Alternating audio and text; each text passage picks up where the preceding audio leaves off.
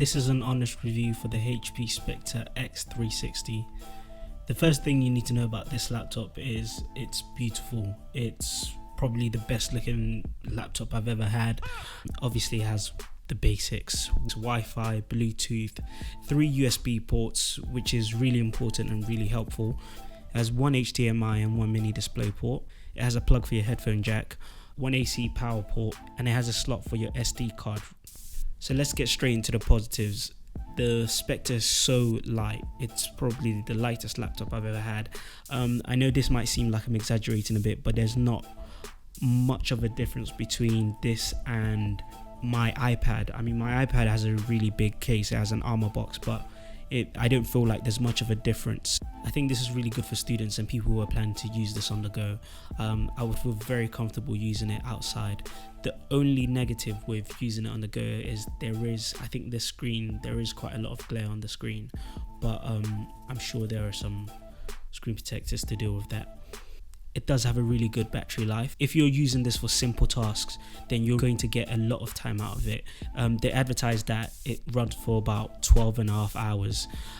Personally, I use this on high performance because I found if you're using anything that's too fast or too high powered, it will start to glitch. I did get an i5, and for day-to-day work, it's perfect. If you want to use it for a little bit extra, I think it's good. But if you're a full-time graphic designer, or if you're planning to use this for rendering videos for gaming, I would say make sure you get the one with the better specs. One of my favorite things about this laptop is obviously the build. It's such a nice finish and everything. It looks so clean and solid. The hinges are fantastic. It doesn't look like it's going to break anytime soon. The general build of the laptop is fantastic. I think the screen is one of the biggest improvements. It does have quite a thick border, but the screen is so bright and clear that you won't feel like you're missing out on any kind of space. I think it's made with glass rather than some kind of plastic, which was what the HP Envy was made of. The only screen I've seen clearer than this is probably on the Mac. If you're looking to work on Photoshop or photo editing, I've gone back to look at some work I've done before, and the color is completely different. The resolution, I feel like it could be better. It's not as good as the Retina display, but it holds its own. Moving on to the speakers are Bang & Olufsen. I think this is the bottom of the range for the HP Spectre series, and the speakers are just really small. It really isn't anything to write home about. If you do have it connected to a monitor, it's nice to be able to control the mixer just as you wish, but if you're banking on the Bang & Olufsen speakers, just forget it. It's clear, it's simple, it's nothing to write home about. The keyboard, it does feel a bit flat, and if you look at quite a few reviews online, that is the feedback.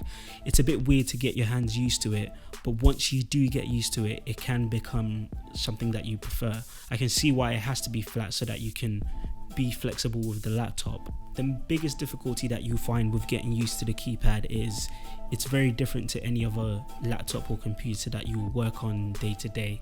So if you're going to work and type in and then you go back home to work on your laptop, it may feel quite strange, but you do get used to it after a while. The F5 light is always on. There isn't a dimmer, it's just one button and all the lights come on. I think this is a really cool feature because it can be quite hard if you're in the dark trying to look for the key to light up the keypad. It's not distracting at all, and it is quite useful to just always have that little light there. You can easily switch it to tablet mode, which is quite cool. Having a 13-inch tablet seems a bit mad to me. I don't really know who's walking around holding this in one hand, and I'm always scared that I will snap a laptop that big, but it's quite good. You can play around with it if you're walking around the house. You just want to watch something on that top, you can bend it in different ways. It seems useless, but it can be quite useful. It's just something that they've added that seems unnecessary, but it makes the laptop cost more. But to get something of a build this good, you have to be willing to spend that money. So I think HP's been very smart there, and it feels a bit unfair, but fortunately for them, they're the people who make the strongest laptop for Windows. For a so-called luxury laptop, the charger's a bit plain. It's not as chunky as the chargers for HP Envy. It's small, it's easily portable or fit in your bag. You wouldn't feel like there's much weight to it.